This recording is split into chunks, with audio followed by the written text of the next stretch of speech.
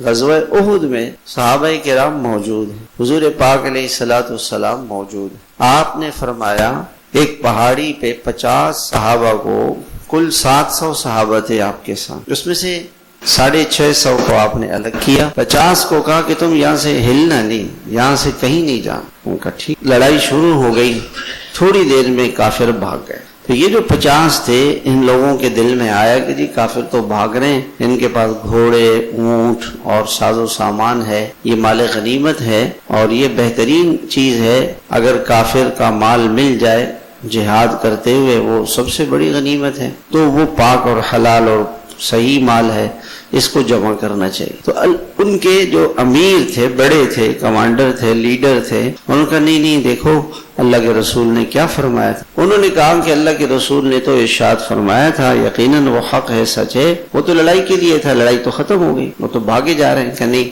ہمیں نہیں جانا ہے جب تک کہ اللہ کے نبی ہمیں نہ بلائیں۔ انہوں نے کہا نہیں وہ لڑائی ختم ہو گئی۔ تو جان بوجھ کے ان صحابہ نے حضور کی سنت کو نہیں چھوڑا، بلکہ سمجھنے میں خطا ہو گئے، وہ سمجھے گے لڑائی جب تک ہے تو ہمیں یہاں سے نہیں جانا چاہیے، لڑائی ختم ہو گئی ہے، اب تو وہ بھاگ رہے ہیں، ہمیں جانا چاہیے، بس نیچے اترے ہیں، اللہ نے پانسا پلٹ دی اور کافر آ گئے اور 70 صحابہ شہید ہوئے۔ اللہ کے رسول علیہ الصلوۃ والسلام کو کتنی تکلیف ہوئی، آپ کے 2 دندان مبارک شہید ہو گئے، آپ کے چہرے مبارک میں خود کی کڑیاں گھس گئیں، پیشانی مبارک زخمی ہو گئی، ہونٹ مبارک زخمی ہو گیا، آپ کے جسم مبارک سے اتنا خون نکلا کہ آپ بے ہوش ہو کر ایک گڑھا کافروں نے بنایا تھا اس میں آپ گر گئے اور اس گھڑے سے اٹھ نہیں سکے۔ تو ایک صحابی نے اپنی کمر نیچے کی اور اس کمر پر آپ نے پاؤں رکھ کر کے آپ اوپر آئے۔